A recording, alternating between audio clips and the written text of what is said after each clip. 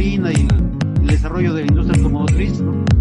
A fines del siglo pasado, inicio de este siglo, perdón, del siglo antepasado e inicio del siglo pasado, y después mantuvo un periodo largo de estabilidad de precios bajos. Estos precios están corregidos, los precios reales de los dólares de ese momento eran del orden de 3, 4 dólares, inferiores a 5 dólares de esa época, ¿no? Esto está corregido ya para reflejar el dólar actual. Y esto es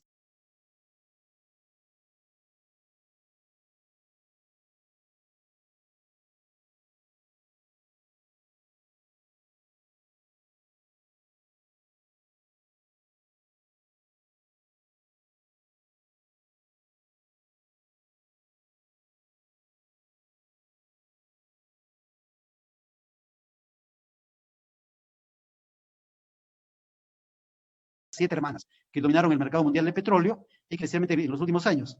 Aumento de demanda por crecimiento económico, especialmente, por ejemplo, en la China y la India, que son países que en los últimos 20 años han empezado a crecer fuertemente, dejando una condición de subdesarrollo generalizado y pasando a una condición de consumo amplio de todo tipo de bienes, incluyendo los combustibles, ¿no?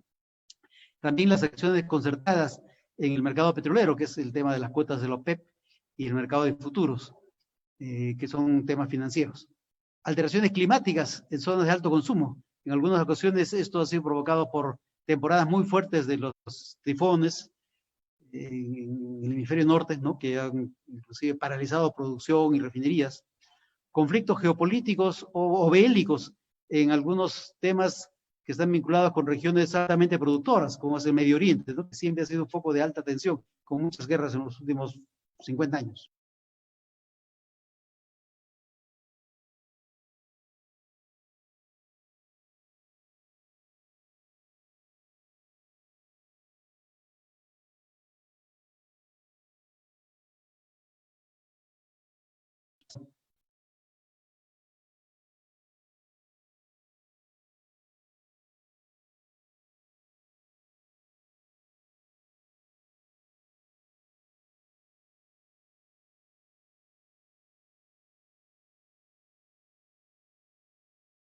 Déficit de oferta en el mercado o de hecho se ha provocado una caída muy fuerte. Y así como hay esos temas de largo plazo que influyen en los precios, también suceden cosas de corto plazo. Este gráfico muestra variaciones de mes a mes, y ni siquiera de ese mes, de semana en semana. Y aquí se ve cómo suben, bajan de un día para otro, las cosas pueden trepar o caerse estrepitosamente, fruto de mil problemas que suceden en el mundo, ¿no? Que tienen que ver con el petróleo. Ya sea un huracán, o ya sea una huelga, o ya sea una guerra,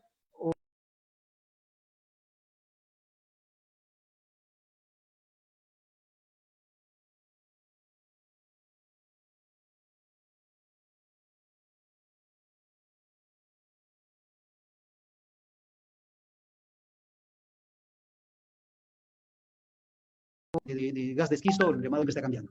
Otro tema que especialmente es importante explicarlo porque allí es que se han generado muchas confusiones.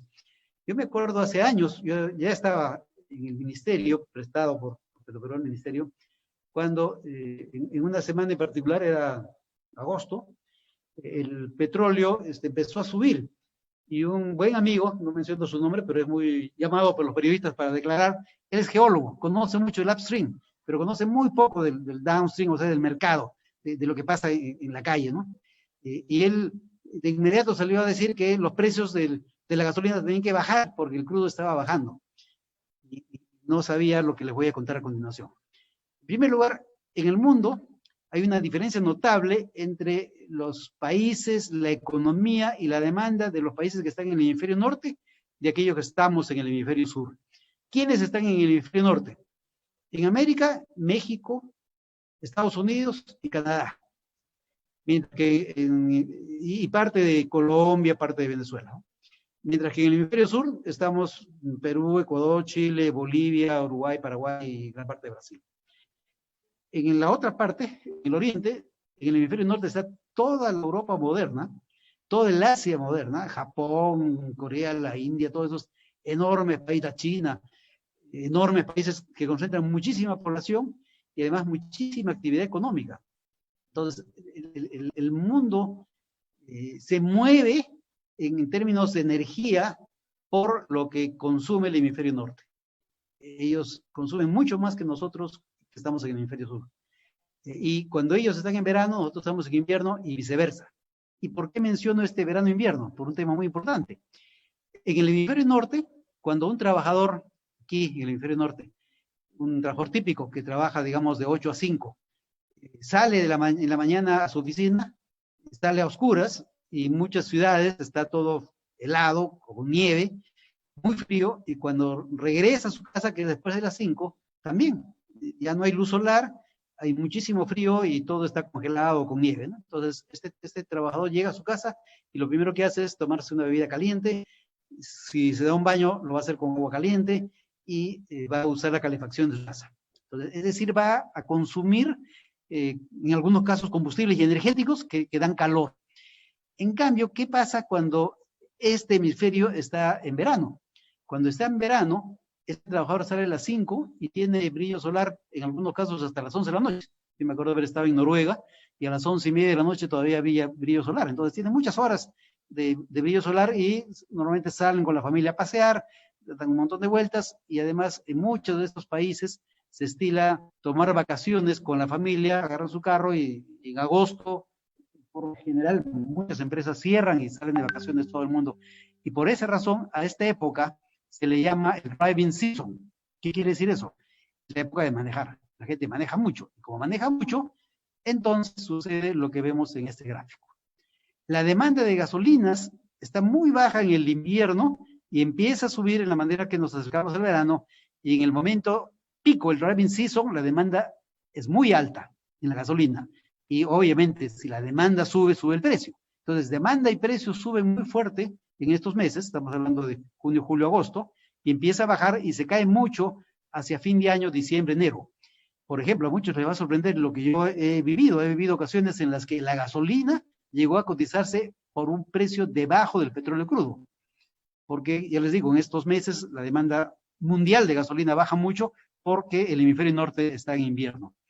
Lo contrario sucede con los combustibles que se usan para calentar. Caso del GLP, que usamos en la cocina o en la terma o en calefacciones también en muchas casas, el gas natural, propiamente, el diésel que se usa en generación eléctrica, que también en muchos países usan la generación eléctrica como medio de calefacción o de cocción, y el residual, que también en algunos lugares se usa para eso mismo, ¿no? Entonces, estos productos tienen un precio bajo en el verano y alto en el invierno. Y puede pasar que en un año el petróleo no cambia de precio. Aquí justamente quiero mostrar eso. Si el petróleo no se mueve en todo el año, la gasolina va a subir en algunos meses y va a bajar en otros, y estos productos estarán altos en unos meses y bajarán en otros, independientemente de lo que pase con el petróleo. Entonces, ahora está claro por qué dije lo que dije hace un rato, que este amigo geólogo decía que como el crudo había bajado, en este mes la gasolina tenía que bajar. Y fíjense qué está pasando en este mes. La gasolina está subiendo en el mundo, ¿no? Eso es lo que pasa normalmente. La gasolina y el precio a nivel mundial se elevan por este driving season. Ahora vemos un tema que también genera mucha confusión. A veces sucede que llegan personas a los directorios, por ejemplo, y eso es sano siempre que vengan de otros sectores, ¿no? Que no conocen mucho de lo que pasa en el mundo nuestro. Entonces, lo primero que hacían era preguntar cuál es el costo de la gasolina, del diésel, etcétera, para ver cómo se están formando los precios. Y no saben que en este mundo el precio no tiene nada que ver con el costo. Y voy a poner este ejemplo para demostrarlo. Voy a usar el caso del GLP. El GLP es el combustible doméstico por antonomasia, se usa en casi todas las casas, su famoso balón de gas, ese es un balón de propano-butano, que en el Perú se produce en estos lugares. Hay 1, 2, 3, 4, 5, 6 lugares de producción, algunos muy grandes como Camisea. Camisea produce 43.400 barriles diarios. Es una cifra bastante grande. La que sigue es Talara, que bueno, ahorita está parada porque está en pleno trabajo de construcción de la nueva, pero en su momento producía 4.300 barriles diarios, 10 veces menos. La que sigue La Pampilla, la que está cerca a Lima, en Callao, 1.800 barriles diarios. Aguaitía, en la zona central, 800 barriles diarios. y unos pequeños productores en el norte, que es Savia o Procesadores Gaspariñas, 900 barriles, y GMP, en Granja Montero Petrolera, también con 900 barriles. En general, el Perú produce 53.400 barriles, pero la demanda está ya por encima de eso, ¿no? Entonces, además de esto que se produce en el país, se importa por vía marítima, llega GLP en barcos especiales al Callao, puede llegar a la Pampilla o a la planta de Callao, ¿no? O también se importa directamente a Talara. Esas dos importaciones por buque. Pero en adición, como a Bolivia le sobra algo de GLP, entra también por camión cisterna en el sur, ¿no? Estas son todas las formas en las que ingresa GLP al Perú, este GLP que usamos en la cocina, ¿no? Pero veamos que todas esas fuentes tienen diferente costo. En el caso de GLP, ¿cómo se produce ese GLP? Primero en el campo, en plena selva, hay un pozo que produce gas. Ese gas está acompañado de líquido.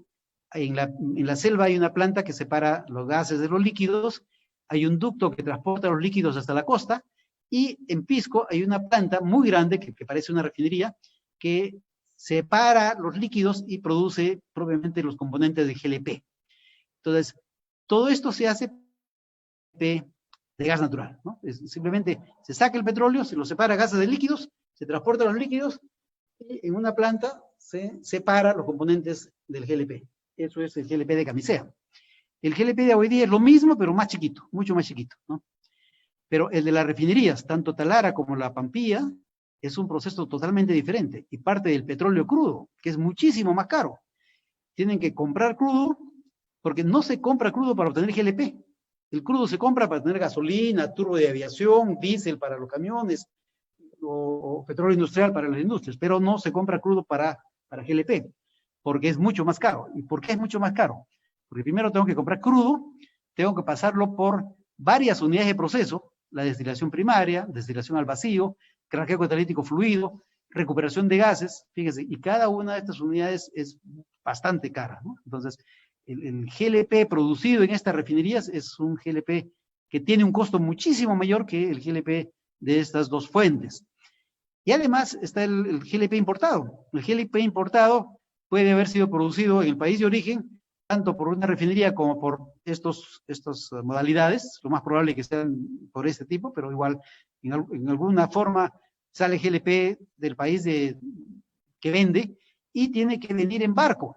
Y el transporte por barco del GLP es muy caro porque son barcos especiales, con muy bajas temperaturas, etcétera, etcétera, ¿no? Y condiciones de seguridad muy altas.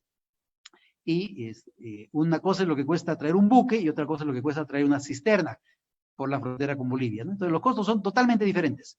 Entonces, si los precios se calcularan a partir de los costos, habría en el mercado precios muy diferentes para el mismo producto. O sea, por ejemplo, si mi amigo Roberto compra GLP de Camisea, pagaría X. Si yo compro GLP que viene de la Pampilla, tendría que pagar 3X, ¿no?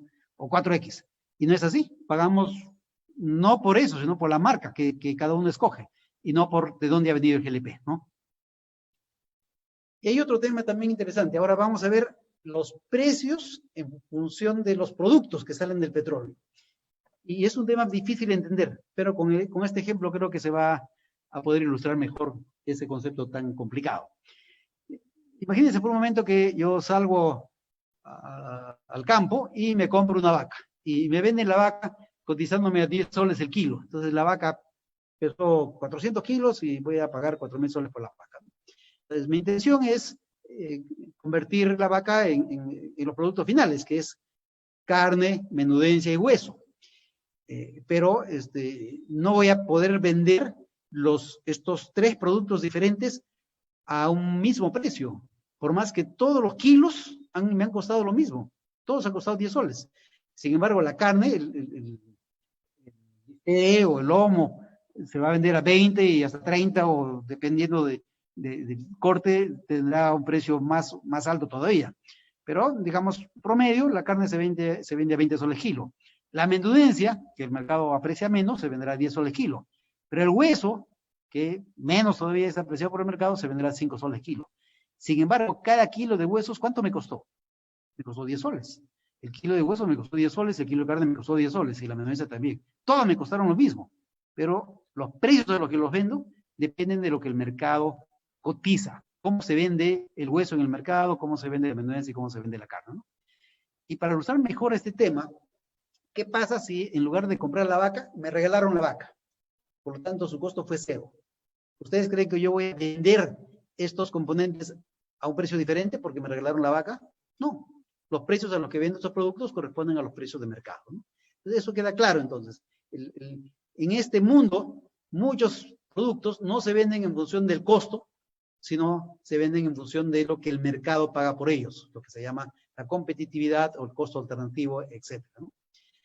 El precio de cada producto se establece por oferta y demanda. Y ahora vamos a entrar al mundo del petróleo.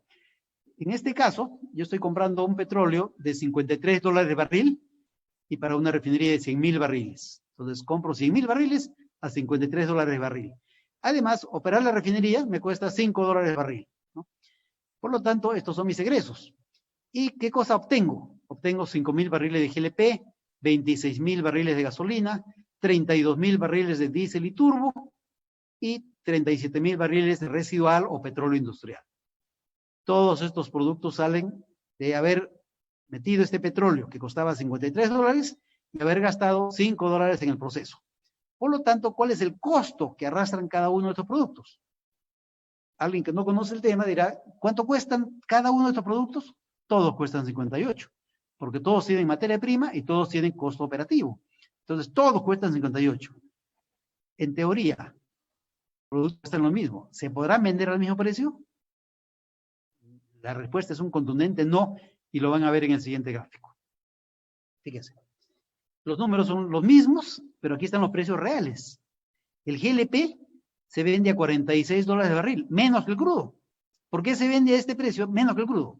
Porque en el mundo abunda el GLP obtenido del gas natural, que es lo que les expliqué hace un rato. Y por lo tanto, no interesa que este señor haya tenido que pagar $53 por su materia prima. Eso no interesa porque cuando sale GLP tiene que venderlo a este precio, porque eso es lo que paga el mercado. No hay ningún argumento que valga cuando él diga, este GLP yo lo quiero vender a 55 porque la materia prima me costó 53 y además tengo que recuperar algo de costos o lo que fuera. Eso no es argumento porque el mercado le va a decir, no, yo consigo el GLP a 46 y por lo tanto es lo que te pago, ¿no? Y así funciona. La gasolina sí dan un margen, $73 el barril. El diésel y el turbo, 74. Fíjense eso para mucha gente que no sabe. Estos productos normalmente valen igual o a veces más que las propias gasolinas. Este turbo es combustible de aviación. El diésel es lo que mueve toda la industria pesada y el transporte también pesado, ¿no? Y el residual se llama petróleo industrial o fuel oil o búnker. Sirve para la industria pesada que en gran medida se pasó al gas natural y paga muy poco, ¿no? Paga muy por debajo de lo que costó la materia prima. Entonces, lo importante es que el precio ponderado de todos estos productos, al final de una suma que supere los egresos y me deje un margen. Y en este caso, el margen que estoy obteniendo es $4.72 por barril, que equivale a 8%. Este es un margen relativamente bueno. A veces el margen es bastante menor, ¿no? Entonces, ¿cuál es el negocio de la refinación? Lo que pasa es que las refinerías son grandes, ¿no? Estamos hablando de 100.000 barriles, algunas en otros países 200.000 y 300.000 barriles por día. Entonces, eso es lo que hace un ingreso interesante. Pero esta es la realidad de la industria, ¿no? Entonces, aquí se ve claramente que los precios no tienen nada que ver con los costos, en absoluto, ¿no? Los precios lo determina el mercado. Ahora, algunos comentarios sobre el tema. Los precios internacionales siguen las reglas del libre mercado, de oferta y demanda. Si hay una sobreoferta de petróleo, el precio del petróleo baja, ¿no? En el largo plazo, eso sí, mediano y largo plazo, eso sí influye en los productos, pero los productos refinados tienen en el corto plazo un precio relativamente independiente del petróleo. Si es la época del driving season, aunque el petróleo esté bajando, la gasolina está subiendo, ¿no? Entonces, esos tienen su propia dinámica y sus propios marcadores, se le llaman a productos que sirven para fijar los precios, ¿no? De ese mercado en particular. En el mediano plazo y largo plazo, los precios de los productos sí están influenciados por el precio del petróleo crudo, porque es su materia prima, ¿no? Si el petróleo crudo sube al doble, en algún momento eso se va a reflejar en el precio de los combustibles también, ¿no? El negocio de refinación consiste en comprar petróleo crudo a un precio atractivo y convertirlo en productos refinados que se venden a un mayor precio promedio. Y eso es lo que hemos visto hace poco como margen de refinación. Y las refinerías más complejas tienen un mejor poder de negociación cuando compiten en la compra de un crudo y la venta de sus productos, porque convierten un crudo barato en productos finos, ¿no? Eso es lo que va a hacer la nueva refinería de Talara. Ahora veamos vamos a seguir este hilo de cómo se van formando los precios. Y resulta que hay un impacto muy fuerte de los impuestos. Y en el Perú hay 3 impuestos. El impuesto al rodaje es 8%, se aplica en todo el país y básicamente a gasolinas y gasoles, solamente a estos productos. Y es una cosa curiosa. Durante mucho tiempo este impuesto se repartió, posteriormente lo repartieron los municipios para que hagan obras de reparación de pistas. ¿Y quiénes rompen las pistas? Los vehículos pesados. ¿Y los vehículos pesados usan gasolina? No. Entonces los vehículos pesados rompen las pistas y los vehículos livianos son los que pagan la reparación, ¿no? Vamos a ver hoy día varias curiosidades de ese tipo. El siguiente es el impuesto selectivo al consumo. Es de ámbito nacional, excepto Loreto, Ucayali y Madre de Dios, que están liberados. ¿Quiénes pagan? Gasolinas, gasoles, diésel y el residual o petróleo industrial. El impuesto general a las ventas del IGB, 18% de ámbito nacional, excepto otra vez Loreto, Ucayali y Madre de Dios. Y afecta a todos los productos. Y hace algunos años, y yo estuve en el Congreso, en el Parlamento, cuando se discutió ese tema, porque la discusión principal era para aprobar una ley que exigiera la reducción del contenido de azufre en el diésel. O sea, hacer que el diésel sea menos contaminante. Y en esa misma norma que señaló la importancia de reducir ese contenido de azufre, se puso un artículo que obligaba al MEF a cambiar su política tributaria para que la política tributaria responda al índice de nocividad. Es decir, que los combustibles más nocivos paguen más impuestos que los combustibles más limpios, ¿no? Eso es lo que está explicado acá. Y eso tiene sentido, porque eso puede ser beneficioso a los consumidores siempre y cuando existan alternativas de combustibles, ¿no? Y hagan que el consumidor cambie su hábito para un combustible más limpio. Pero quiero explicarles una situación realmente increíble. Hoy día vamos a ver varias de esas situaciones. Y como gran parte de mi audiencia son ingenieros, quiero recurrir a su formación. Un combustible tiene más contaminantes en la medida en que tiene la cadena más larga. El combustible más corto es el metano, que forma parte del gas natural. Y el metano tiene un solo átomo de carbono y 4 átomos de hidrógeno, o sea, es CH4. Cuando quemamos el gas natural, o sea, cuando quemamos metano, ¿qué se produce? El carbono, el C, se convierte en CO2, que es lo mismo que yo estoy haciendo cuando expiro, ¿no? Lo mismo que una persona elimina en el ambiente. Y el H se convierte en agua. Y el agua está por todo lado, ¿no? O sea, el agua no es contaminante. Y eso es lo que hace el gas natural. Cuando quemamos el gas natural, producimos CO2 y agua. Por eso es que el índice de nocividad del gas natural es el menor de todos, es 1, ¿no? Y en la medida que vamos avanzando en la cadena y hacemos cadenas más largas, los combustibles tienen más contaminantes. El GLP tiene, por ejemplo, algunos enlaces dobles y triples que tienen algunos problemas de otro tipo. Las gasolinas, inclusive las ecológicas también, etcétera, etcétera. El querosene, que en su momento se vendía, el turbo, el diésel, mucho más, pero el petróleo industrial, bastante más, y al final, el carbón, ¿no?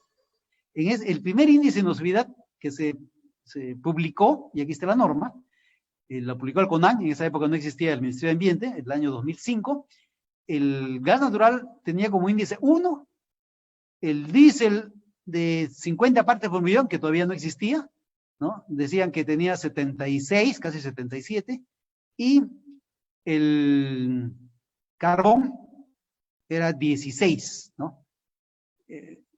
Entonces, estos eran, digamos, los índices, bastante...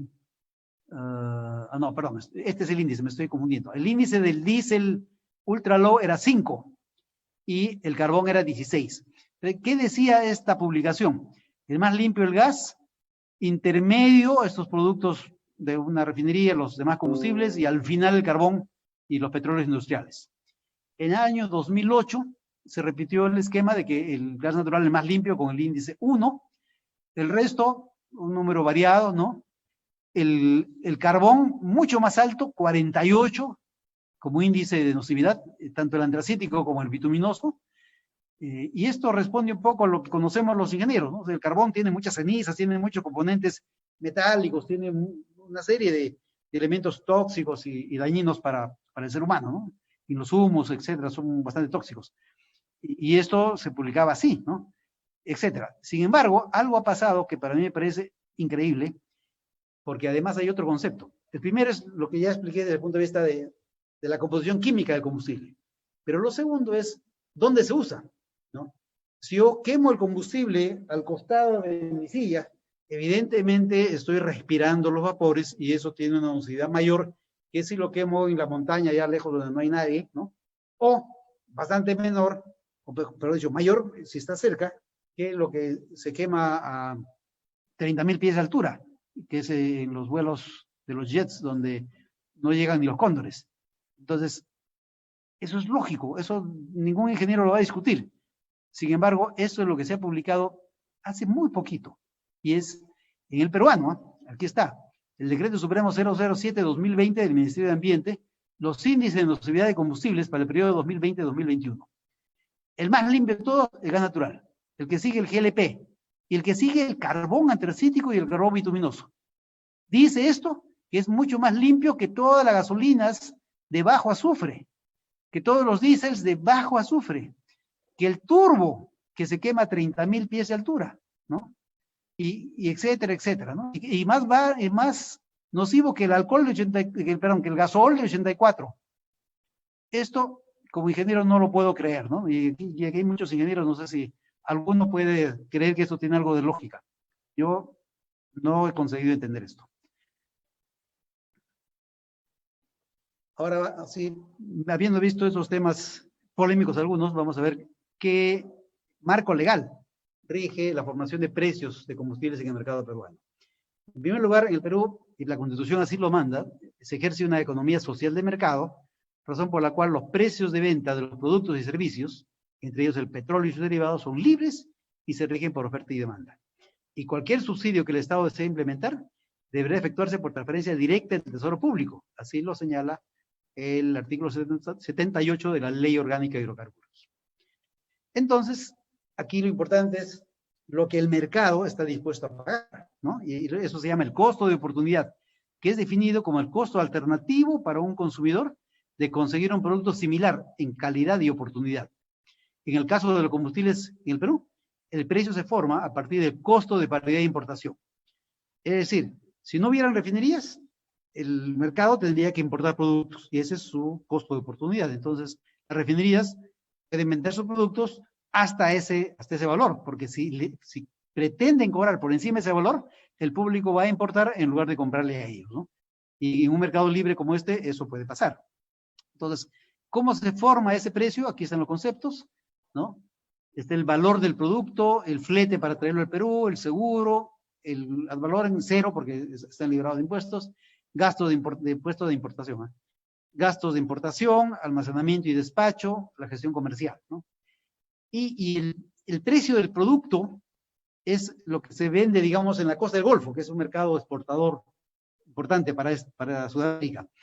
Y se escoge ahí un producto marcador.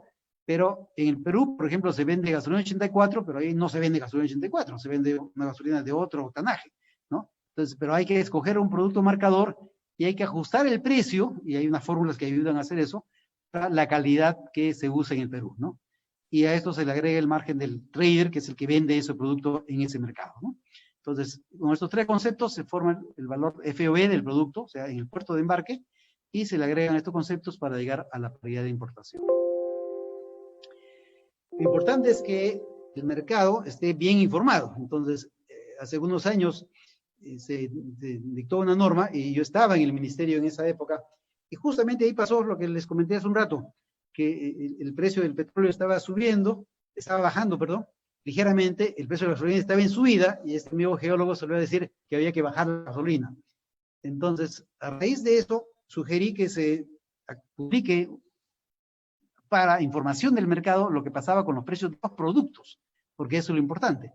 Y se emitió una norma, que es el Decreto Supremo 007-2003 que confieso haber escrito yo, ¿no? Y los lineamientos también los escribí para que los SINER, bajo el mandato del Ministerio de Energía y Minas, publique todas las semanas los precios referenciales de los productos para que el mercado peruano, los consumidores sepan si en esta semana la gasolina está subiendo o está bajando, o si el turbo sube o baja, o si el GLP sube o baja, etcétera, etcétera. ¿Qué está pasando en el mundo con ese producto en particular? Porque el crudo no necesariamente explica lo que pasa con los productos, ¿no? Y así se hizo esto y se viene cumpliendo todas las semanas y los SINER hace esta publicación. Y además, eso permite que se hagan unos análisis comparativos entre los precios reales y los precios referenciales, y los publican los SINERMIN y también los publican una serie de organismos que se dedican a esto, ¿no? Informar al mercado. Lo importante es que el mercado esté informado sobre estos temas. Y hay además un asunto muy importante, y es que los SINER tiene un aplicativo que se llama Facilito, que permite a cualquier ciudadano entrar a esta página web, buscar el Facilito, y ahí tiene los precios de todos los combustibles en todo el país. Por ejemplo, si usted vive en La Victoria, y quiere saber cuánto vale el GLP, el balón de gas, o cuánto vale la gasolina 90, entra al Facilito, busca La Victoria, busca gasolina 90, y va a ver los grifos que están en La Victoria, y va a ver cuánto vende cada grifo, y va a saber qué grifo le vende más barato, qué grifo le vende más caro, o a qué precio vende el grifo que usted donde prefiere comprar, ¿no? Toda esa información está disponible, y creo que es parte de los derechos del consumidor, y es algo que debemos fomentar. En un mercado libre, yo tengo derecho a comprarme una camisa de 350 soles si quiero, o puedo comprarme una gasolina de 35 soles si quiero. Yo soy libre de hacer eso, ¿no? Igualmente pasa en los combustibles. Hay combustibles bien caros y hay combustibles mucho más baratos. El público se está informado, él puede tomar su decisión libremente, ¿no? Entonces, los precios de referencia de los SINERMIN son valores teóricos que asumen un mercado perfecto, simulan la naturaleza competitiva del mercado en la costa del Golfo para nuestro país. Su objetivo principal es orientar al consumidor respecto a la variación en los niveles de precio de los productos combustibles, para que el público sepa si la gasolina está subiendo, está bajando, etcétera, ¿no? No tienen que coincidir con los precios reales de importación, porque cada agente de mercado pone el precio que quiere en un mercado libre. Le puede poner una gotita de perfume francés y dice que su producto vale el doble porque tiene perfume francés. Y si alguien quiere pagar gasolina con perfume francés, lo pagará, ¿no? Así funciona este mercado, y es importante que ustedes sepan que así funciona. Entonces, si alguien quiere pagar eso, lo puede pagar. No son precios, los precios de SINERMIN no son precios que deben regir obligatoriamente, porque este es un mercado libre. Ninguna norma dice que los precios de referencia y los precios de venta en el mercado interno deban ser iguales. El precio de paridad de importación es igual al precio de referencia de SINERMIN más un margen comercial, ¿no? Bueno, esto lo hice hace 15 años. En 15 años se han incorporado en el cálculo algunos temas que la norma ha ordenado que se haga, como es incluir el biodiesel en el cálculo del precio del diésel y el alcohol en el cálculo del precio de los gasoles. Pero hay cosas que han variado en el mercado y no se ha incorporado, y que eso es importante actualizar algunos casos, algunos factores, como por ejemplo este. El Perú tiene objetivamente cómo demostrar que el cambio climático sí existe, a pesar de lo que dicen algunos personajes muy conocidos en el mundo que dicen que el cambio climático no existe. Aquí está la prueba. Fíjense, estas barras rojas señalan los días en que los puertos que reciben el cabotaje, los combustibles, o sea, que reciben por barco combustibles en la costa peruana, esos eran los días en que al año estaban cerrados, sumando, ¿no? Tantos días acá, más tantos días acá, más tantos días acá. En el año 2002, 2003 eran en total, en el acumulado, 112, 128 días al año. Y después del año 2010 eran 500 días al año. Y después del año 2015 eran 700, 800. Y estamos así, 900 días al año en estos tiempos, ¿no? Entonces, prácticamente se está multiplicando por 8 o por 9 el cierre de los puertos por oleaje marino, por braveza marina. Y eso es una prueba de que el cambio climático existe, y hay cosas que están afectando el clima y están provocando estas cosas. ¿Y esto qué importancia tiene para el tema de los precios de los combustibles? Que esto hace que cuando un barco llega con un producto importado o saca de las refinerías, tanto de Talara como de La Pampilla, por ejemplo, de Conchán, los productos para ser distribuidos a las plantas, porque de esas plantas se abastece todo el país, ¿no? Cuando el barco está navegando y tiene que entrar, por ejemplo, a Supe, no puede entrar a Supe porque el puerto está cerrado. Y puede ser que esté cerrado por 10 días. Y en 10 días ese barco parado genera costos que hay que pagar, ¿no?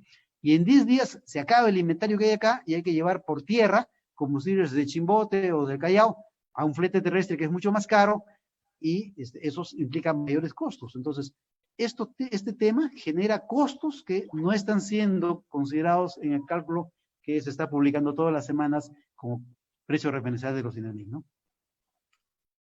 Aquí no voy a tener en leer porque me voy a demorar mucho, pero esta es la cronología de qué ha pasado con el Fondo de Estabilización. El Fondo de Estabilización es otro tema relevante. El Fondo de Estabilización se creó el año 2004, yo estaba en ese momento como director general de hidrocarburos y el viceministro de Energía era Juan Miguel Cayo, ¿no? Con él diseñamos este tema y lo implementamos. Y durante varios años me nombraron administrador del Fondo de Estabilización desde el año de la creación 2004 hasta el año 2009, ¿no? Y aquí están algunos de los hitos importantes. Y el último hito es que este año, en plena pandemia, se corrigió uno de los graves errores que posteriormente algunos que no conocían el mercado, lamentablemente distorsionaron el tema del fondo, ¿no? Y aquí lo vamos a explicar. ¿Cómo funciona el fondo? En primer lugar, ya hemos visto en las primeras láminas que el precio de los productos, de los combustibles, por ejemplo, aquí vamos a ver gasolina, sube en algunos meses y baja en otros meses. Y esto genera muchos cambios en el mercado, porque además todos los días está cambiando el precio y las refinerías no cambian todos los días, pero sí cambian todas las semanas. Entonces, todas las semanas se cambia el precio para arriba y después hay que estar ajustando para abajo. Y eso tiene costos y además genera lo que se llama inflación por expectativas.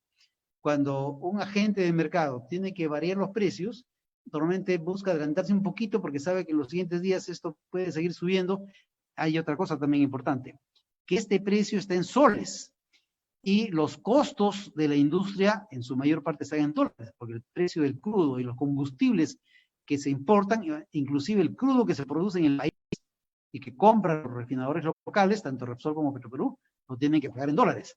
Entonces, si el dólar sube, automáticamente sube este precio, que está en soles, ¿no? Entonces, la inflación por expectativas se genera porque el grifero, cuando tiene que cambiar precios y sabe que esto puede ser afectado tanto por la devaluación como por oscilaciones de mercado, siempre tiende a subir un poquito más por si acaso, ¿no? Y esto genera una inflación por expectativas. Entonces, cuando la idea del fondo era estabilizar el precio en este rango, acá. Que todo el año este precio esté así. Entonces, cuando el precio subía, y durante todo este periodo, había una compensación. El fondo le compensaba a los productores, les decía, ustedes no suban a este precio, quédense acá. Y el fondo les va a reconocer esto. El fondo les va a deber a ustedes y les vamos a pagar este monto. Y cuando el precio baje, ustedes no bajen, quédense acá, ¿no? Y en esta forma, ustedes van a cobrar acá cuando el precio ha bajado aquí. Entonces, esto va a permitir que se recupere lo que aquí hemos comprometido, ¿no? Entonces, en esta época se compensa a los productores y en esta época los productores devuelven lo que el fondo les ha prometido pagar, ¿no? Entonces, esto funciona y funciona muy bien y durante varios años funcionó de manera eficaz, ¿no? Hubo algunos momentos en que el fondo comprometió mucho y posteriormente se devolvió todo, inclusive generó saldos positivos, ¿no? Pero eso cuando funciona la racionalidad y no siempre funciona la racionalidad. Vamos a ver primero cuáles fueron los beneficios de la aplicación de esto. Evitar que la volatilidad de corto plazo, ya les mencioné que el precio cambia todos los días y es muy volátil, ¿no? Evita que la volatilidad de corto plazo de los precios internacionales afecte a los precios del mercado interno. Es una herramienta que permite eliminar el impacto de inflación por expectativas. Y el fondo contribuyó a tener una inflación menor a la registrada en otros países de la región. Durante muchos años, el Perú ha tenido la inflación más baja de Latinoamérica en general, a pesar de ser un importador neto de combustibles. Inclusive nuestra inflación estaba más controlada que los países productores, ¿no? Y aquí hay tengo muchos recortes, pero aquí he sacado un reporte, ¿no? Esto es gestión de mayo de 2008. Perú está entre los países latinoamericanos con menor riesgo de choques de inflación, ¿no? Y el propio BCR reconoció en varios de sus reportes que esto se debía al Fondo de Estabilización que había eliminado a ese factor que se llama inflación por expectativas, ¿no? Pero hay siempre el riesgo, ¿no?, de un mal manejo de estos instrumentos. Y yo siempre he dicho, el Fondo de Estabilización es como un cuchillo. Un cuchillo en manos de un médico es un bisturí, y el bisturí salva vidas. Es bueno, pero ese mismo instrumento en manos de un delincuente se convierte en una chaveta y hace mucho daño, ¿no? Entonces, depende cómo se use el instrumento. Y aquí hay algunas cosas que además está a la prueba acá, en esta publicación oficial, donde se determinaba que, me olvidaba de comentarles, en el camino, estuve como administrador del fondo del 2004, cuando se creó, hasta el 2009. Cuando salí de la DGH, se decidió que la administración del fondo de estos temas salga de la DGH, del Ministerio, y pase a OCIDER, y OCINELMIN, que ya se llamaba OCINELMIN. Pero OCINELMIN dijo, si ustedes me dan eso, me tienen que dar todo con reglas escritas, porque no me pidan que yo esté manejando eso con discrecionalidad. No, tiene que estar todo escrito, porque si no viene después la Contraloría y nos va a crucificar a todos, que por qué hemos hecho esto y por qué hemos hecho tal cosa. Entonces, le pusieron una serie de reglas. Y las reglas era creyendo que el mercado internacional sigue reglas matemáticas o sigue reglas absurdas, que en verdad no es así, ¿no? ¿Cómo reaccionábamos ante las cosas de mercado? Había reuniones semanales de un comité consultivo, reuniones periódicas no eran semanales, eran periódicas, de un comité consultivo que incluía al Ministerio de Energía y Minas, al Ministerio de Economía y a los productores, que eran los que iban a ser afectados si con la compensación, si es que el fondo no les permitía subir el precio por encima de la banda, y los importadores también, y era consultivo, no era obligatorio, era simplemente para escuchar la opinión de ellos, y la decisión la tomaba la autoridad siempre. Y era muy importante la opinión del MEF, porque en algunos casos la compensación implicaba comprometer recursos que podía eventualmente requerir cosas del Tesoro, que normalmente no era así, porque la compensación después era compensada por la aportación, ¿no? Pero en algún momento, por otras razones, acá, se decidió que hubiera una compensación muy larga, que el fondo debía mucha plata a los operadores, y eso hizo que el MEF tuviera que aportar, ¿no? Pero eso es otro tema. Entonces, ¿qué reglas se fijaron? La primera regla es que ya no era como antes, que en esa reunión, que era cada vez que se pasaba de un determinado límite de variación de precio, y que eso podía comprometer fondos del Tesoro, entonces se llamaba al comité consultivo, se escuchaba a la opinión del mercado, se escuchaba la opinión también del MEF, si estaba dispuesto a comprometer tal nivel de fondos, y se me decía el MEF, yo no puedo más allá de 10 millones semanales, y si habíamos llegado ya a 10 ya, entonces había que ajustar las bandas, es decir, levantar las bandas para que se levante el precio en el mercado y se reduzca la compensación. Y si todavía había techo, no había problema, se seguía compensando. Entonces, así funcionaba el tema. Las decisiones se tomaban en función de si se podía o no se podía pasar de un límite que fijaba el MEF en compromiso de recursos públicos. En lugar de eso se dijo, no, OCINEL no puede cambiar las bandas de estabilización a su criterio, no. Las bandas solamente se pueden cambiar cada 2 meses. Primera regla. Segunda regla, cuando se cambien las bandas, solamente se puede cambiar 5% máximo. Y si es GLP, máximo 0,5%. ¿Por qué lo hicieron? No tengo idea. Porque a veces pasaba que tocaba cada 2 meses, entonces hoy día tocó hacer el ajuste, hizo el ajuste, y mañana, por alguna razón, de pronto el precio subía o bajaba fuertemente y no se podía hacer nada hasta esperar 2 meses después, generando una distorsión a favor o en contra fuerte, ¿no? O por qué para los demás productos 5% y por qué 5%, ¿no? Y por qué para el GLP 1,5%, no lo sé. Y peor, cuando a alguien se le ocurrió que el GLP que debemos tener en el fondo es solamente el GLP para envasado, porque porque afecta a las amas de casa. Y el GLP a granel es de las industrias, entonces es de los ricos, y no, ese está fuera del fondo. Eso lo único que reflejó es desconocimiento del mercado, porque el GLP a granel, por ejemplo, que lo sacaron del fondo, se usa en todos los hospitales del Estado y se usa en algunos comedores populares. Y el GLP a granel se usa en todas las empresas que crían pollos. Y el pollo es el componente número 1 de la canasta popular. Entonces, directamente afecta a la inflación y en los hogares pobres, ¿no? Pero así fue, o sea, sin conocimiento del mercado hicieron esas cosas, ¿no? Y dejó de ser una herramienta racional y se convirtió en una herramienta generando una serie de distorsiones como esta. Por ejemplo, este documento oficial que decía, el GLP para envasado va a recibir un subsidio de 48 centavos el kilo. Un balón chico que usan en su casa, el chico, pesa 10 kilos. Entonces ahí es 4 soles 80 por balón.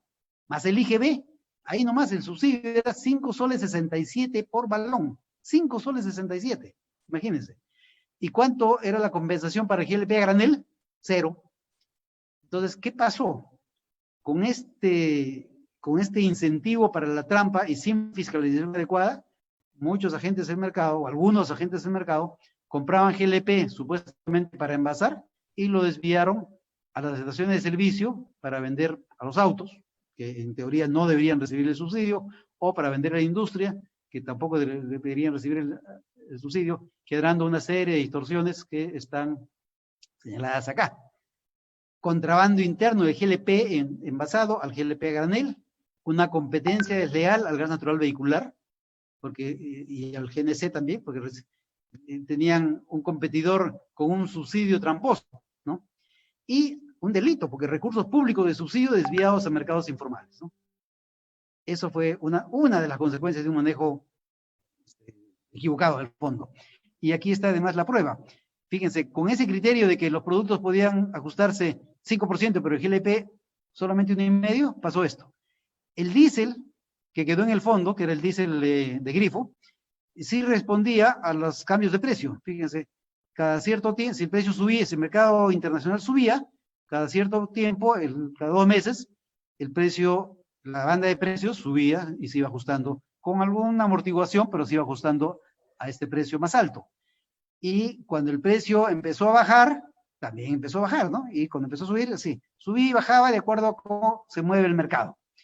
Pero fíjense el GLP con esa regla absurda de que solamente 1,5%, el mercado subió, y el mercado interno, la banda de estabilización quedó fija, ¿no?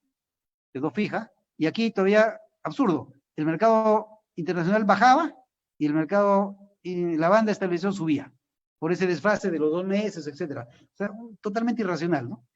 Ese tipo de absurdos son los que sucede cuando hay instrumentos que no se manejan con racionalidad, ¿no? Ahora voy a entrar a los casos de la vida real. El primer caso es la historia del impuesto selectivo al consumo. Lo vamos a ver más adelante, que tiene un impacto muy importante en los combustibles. Muy poca gente conoce, y especialmente todos los jóvenes que están escuchando, porque creo que algunos no habían nacido, cuando un ministro anunció el shock y terminó llorando públicamente en la televisión. Y aquí está la prueba de uno de los instrumentos que se usó, y que además fue posible en el Perú en alguna época que todos los combustibles tuvieran el mismo impuesto. El 9 de agosto del año 90, cuando se anunció el shock, se dijo que a partir de ese momento todos los combustibles tenían 134% impuesto selectivo al consumo. 134, fíjense, GLP, gasolinas, el petróleo industrial, el diésel, el queroseno, todos, 134%. Después el MEF lo fue modificando, porque siempre fue modificación del MEF, y fíjense, he puesto una estrella aquí el año 93, porque eso me permite explicar algo curioso. Siendo tan fuerte el impuesto, obviamente provocaba un impacto grande en los precios. Entonces, veamos qué tipo de impactos. En el nivel doméstico, el ama de casa tenía que decidir entre usar en su cocina GLP o usar querosene. Si usaba GLP, pagaba 60% de impuesto. Si usaba querosene, usaba 15% de impuesto. Entonces, ¿qué usaban las amas de casa? Querosene. Y en esta época, estamos hablando del año 93, uno de los temas que impedían el desarrollo de Camisea es que decían que no había mercado. Claro, en Camisea hay un montón de GLP, pero en el Perú no se consumía GLP. ¿Qué se consumía? Querosene para cocinar, ¿no? Y aquí está, ¿por qué? Porque tenía un impuesto bajísimo, mientras que el GLP tenía un impuesto alto. En los carros, todos los impuestos selectivos eran altísimos, ¿no? 142, 135, 103, el más barato 103 de la gasolina. En cambio, el diésel, ¿no? Solamente 42. Y para sorpresa de muchos, al Perú le sobra gasolina desde 1975 y le falta diésel. El Perú estaba importando diésel y el impuesto al diésel era solamente 42 y al Perú le sobra gasolina y el impuesto era altísimo. Entonces, ¿qué pasó con el mercado? Dejaron de consumir gasolina y se fueron al diésel. En el sector industrial, al Perú le sobra petróleo industrial, mucho, y le falta diésel. Y sin embargo, fíjense, el impuesto al petróleo industrial, 68 y 78. Mientras más pesado, más fuerte impuesto. En cambio, el diésel, solamente 42. En la industria dejaron de usar petróleo industrial y se pasaron al diésel, importado, ¿no? Esta clase de absurdos, orientados por un manejo equivocado del selectivo. Y acá hay otra fecha, el año 97, porque el selectivo dejó de ser porcentaje y se convirtió en un monto fijo. Porque es una larga historia que algún día les voy a comentar. Yo también participé en este cambio, ¿no? Que era un tema de justicia social para el interior del país. Y a partir, he dejado aquí la explicación en porcentaje simplemente para efectos comparativos, pero hoy día los impuestos selectivos son montos fijos, ¿no? Y aquí en estos gráficos se muestra cómo han ido bajando fuertemente y en algunos casos, por ejemplo, la gasolina 84, por aplicación del índice de nocividad ha subido. Hoy día, por ejemplo, la gasolina 84 paga más impuesto selectivo que la gasolina 97. Aunque algunos abran los ojos, es así. El selectivo del 84 es más alto que el 87 y así lo manda la ley por la nocividad, ¿no? El diésel y los petróleos industriales también han tenido una bajada fuertes, ha empezado a subir por el tema de estas cosas raras que quieren que todos empecemos a usar carbón en lugar de usar estos combustibles, ¿no? Que algún día alguien me explicará. Y ahora veamos algunos ejemplos de estructura de precios. Esto es un balón de gas, el chiquito, el que usamos muchos en las casas, ¿no? Supongamos que estamos comprando un balón de 36, o que esto es de hace un tiempo, porque ahora el balón está un poco más alto, pero más o menos sigue lo mismo. El productor o importador, 17.60, hoy día quizás estén 20 soles por ahí, ¿no? La planta envasadora, 7.85, para hacer el envasado, ¿no? Y la distribución, el local de ventas, que se recibe el balón y tiene que distribuir ya en pequeños lotes, 5 soles 21, y los impuestos 5 soles 52, ¿no? Esta es la estructura del balón de gas. Entonces, si ustedes están pagando 40 soles, en verdad el gas es 20 soles, ¿no? Lo demás es impuestos y la cadena, que es compleja, porque esto es complicado, es que hay que llenar un balón de gas en una planta especial y ponerle una serie de condiciones, seguros, es una actividad que implica riesgos, etcétera, etcétera, ¿no? Hay que estar inspeccionando los balones para hacer una operación segura. En el caso del resto de combustibles, aquí he puesto los precios del productor fijados el 23 de octubre, que todavía rigen hasta este jueves, ¿no? Los jueves se cambian, y que incluyen el impuesto selectivo al consumo, el impuesto general a las ventas. Nosotros siempre decimos IGB, pero en realidad son dos impuestos. El IGB más el IPM, el impuesto de promoción municipal. La suma de los dos es 18%. Y el impuesto al rodaje. Incluyendo todos estos conceptos, de la planta con impuestos sale la 97 a un 10 soles y pico, la 95 a 9.93, la 90 a 9.47 y el 84 a 9.27. Y fíjense, estos son los selectivos que han pagado. Y aquí pueden ver que el 84 paga un sol 22 de selectivo, mientras la 97 paga un sol 13. El 84 está pagando más selectivo que la 97 por la aplicación correcta de lo que manda la ley, ¿no? Aquí un ejemplo de algunos años, cómo era la estructura del precio del gasol 90. Esto en un color gris es el precio del productor, el rojizo es la porción de impuestos, y esta parte verde es lo que cobra la estación de servicios, ¿no? Y aquí pueden de alguna forma ver que hay variaciones en todos los casos, ¿no? Algunos de magnitud más pequeña que otros, pero igual siempre están ajustándose, ¿no? Y esto es lo más interesante. ¿Cómo se forma el precio, por ejemplo, de la gasolina 97? Que además, pocos saben que lo que ustedes compran en un grifo en Lima no es... aquí me equivoqué, no es gasolina 97, es gasol 97. Bueno, da lo mismo ya. El gasol, que tiene un poquito de alcohol, tiene por lo menos 98. Entonces, cuando ustedes en un grifo compran 97, en realidad están usando gasolina 98. El productor cobra 6 soles 92. El impuesto al rodaje es 8% sobre esto, que es este monto, 0.5536. El impuesto selectivo al consumo de esa gasolina es 1 sol 13. El IGB más el IPM, que es 18%, es 18% sobre el selectivo y sobre este impuesto. Es impuesto sobre impuesto. Es 18% sobre todo esto. Es 1 sol 54.86.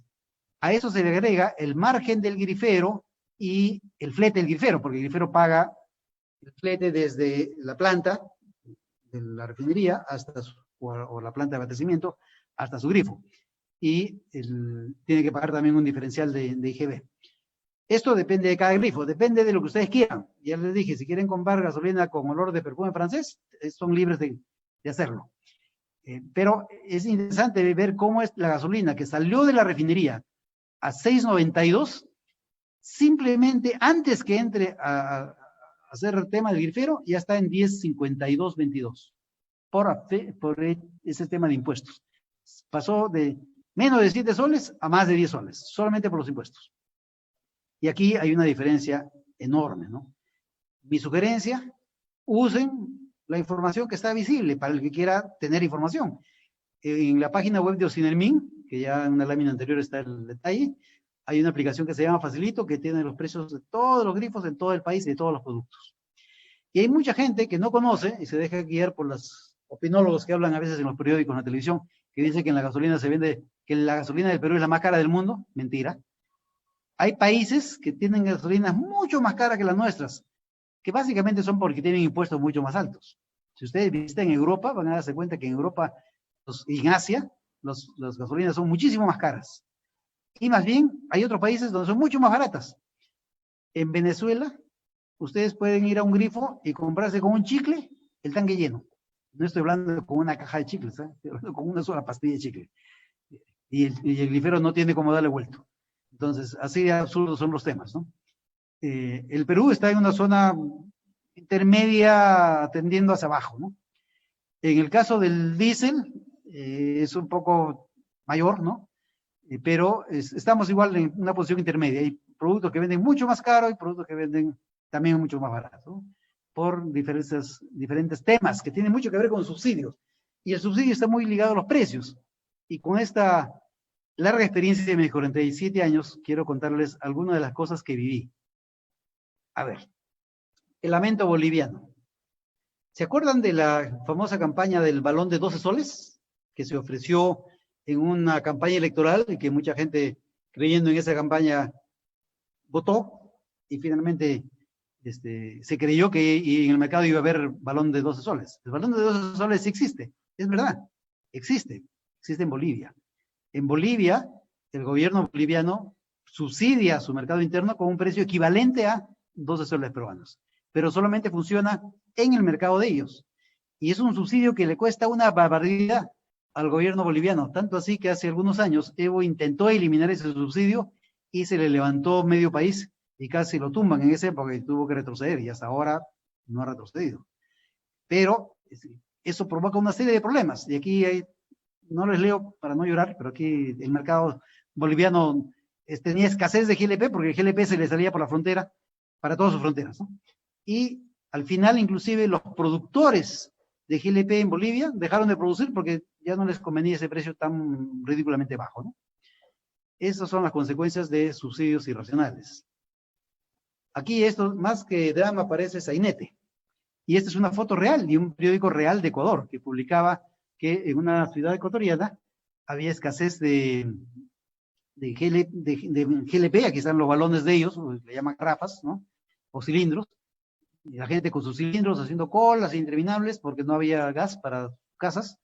Y en esa época, Ecuador importaba GLP del Perú, que era gas de camisea, a un precio mayor que el que se vendía en el Perú.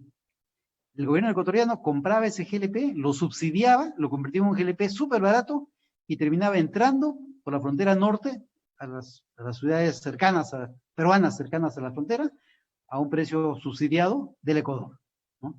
A un precio menor que el precio local. Y yo he sido testigo en dos oportunidades con dos ministros diferentes y dos gobiernos diferentes, porque yo estaba como DGH en dos gobiernos diferentes, en el despacho del ministro, siendo testigo de la visita de un ministro ecuatoriano que venía a quejarse de esa situación. Y con orgullo fui testigo de cómo el ministro peruano le decía, señor ministro, con todo respeto, ese problema no lo hemos generado nosotros, sino ustedes. Si ustedes deciden poner un subsidio de esa naturaleza, ustedes deben tener un control en su propia frontera. Nosotros estamos sufriendo las consecuencias de ese problema. Y no nos pueden hacer a nosotros responsables de lo que ustedes están generando, ¿no? Muy bien. Y esto recién, en este año, lo está cambiando el Ecuador. Tragedia argentina. Y esto sigue otra vez el tema de los subsidios a los usos domésticos de gas natural. Y esto fui testigo yo. Una vez visité hace algunos años Buenos Aires y hacía tanto calor dentro del hotel, era un calor así insoportable, que terminé viendo la ventana y para disipar un poco ese calor y refrescarme. Y cuando abrí la ventana, descubrí que todas las ventanas del hotel estaban abiertas. ¿Y cuál era el tema? Que el gas es tan barato que los hoteles usaban la calefacción al máximo y todos los huéspedes abrían la ventana para refrescarse algo, ¿no? Desperdiciar el recurso subsidiado. Y mi última anécdota, para no olvidar, ver cosas peruanas. Cuando se produjo el golpe del 3 de octubre del 68, el gobierno militar anuló el aumento de un sol en el precio de la gasolina que el gobierno civil había decretado algunas semanas antes y mantuvo ese precio invariable hasta julio del 75, ignorando la realidad del mercado internacional, que había subido fuertemente por el problema de la OPEP, ¿no? ¿Cuál fue el resultado? La demanda creció irracionalmente y salió contrabando por todas las fronteras. Otro tema, en el periodo 85-90, nuevamente se fijaron precios por el gobierno y así se llegó a que la gasolina costaba menos que el agua y se generaron distorsiones graves en la economía que llevaron al shock de agosto de 1990. Otro tema que no es combustible, pero lo pongo como ejemplo porque es bien interesante, especialmente los jóvenes, que sepan que esas cosas ha pasado y que jamás debemos admitir que vuelva a pasar. Entre el 95 y 90 se dispuso que solo ENSI podía comprar la urea que producía Petroperú en Talara. Y el precio que ENSI fijó era tan bajo que no alcanzaba ni siquiera para cubrir el precio de la bolsa para entregar la urea embolsada. El resultado fue que la urea no llegó a los agricultores peruanos. Salió del contrabando por la frontera, enriqueciendo solamente a los tramposos. Fíjense, señores, estas cosas no las debemos olvidar y no se deben repetir. Muchas gracias por haberme dado la oportunidad de compartir esas experiencias con ustedes. Gracias.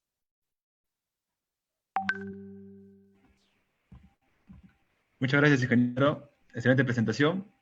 Vamos a pasar rápidamente a la ronda de preguntas de los participantes. La primera pregunta es de Jesús Fernando de la Torre, que nos pregunta, ¿cuál sería el índice de nocividad para el biodiesel B100 y el diésel renovable? Es un tema bastante complejo de calcular, porque el diésel renovable, por ejemplo, depende del origen. Si se ha generado ese diésel renovable quemando áreas vírgenes de la selva peruana, ¿no? Para sembrar un producto que dé origen al biodiesel, hay ahí una huella que implica también problemas de afectación al medio ambiente, porque antes era una selva virgen que generaba oxígeno todo el tiempo, y algo que se siembra, en algún momento hay una cosecha y queda la tierra vacía, deja de generarse oxígeno, etcétera, etcétera. Hay cosas que no se están midiendo correctamente. Y otro tema también importante, el biodiesel, ¿no?, tiene menos energía que el diésel petrolero. Entonces, los cálculos, y ustedes como ingenieros lo pueden entender claramente, no se pueden hacer en volumen, como se han venido haciendo durante mucho tiempo. Tienen que hacerse por contenido de energía. Y hay que hacer un ajuste ahí, por ejemplo, ¿no? Gracias. Muchas gracias, ingeniero Gustavo Adolfo Navarro de Libia. Quedan algunas preguntas, pero por falta del tiempo, y ahorita sigue una ponencia en unos minutos. Vamos a dejarlo aquí, por favor. Vamos a brindarle el correo a los participantes para que puedan enviarle sus preguntas y pueda usted responderlo muy amablemente, por favor. Bueno, muchas gracias a todos. Sí. Bueno, muchas gracias, ingeniero, por su participación. De parte de la SP ha sido una charla muy beneficiosa para todos. Esperamos contar con usted en una próxima o futuras conferencias. Muchas gracias, ingeniero, y a las más de 120 personas que nos han acompañado con esta ponencia. Un detalle, porque hay una pregunta allí que sí debe aclararse. Alguien dice que yo habría dicho que es más barato el GLP importado que el GLP local. No es así. El GLP local es más barato que el importado definitivamente.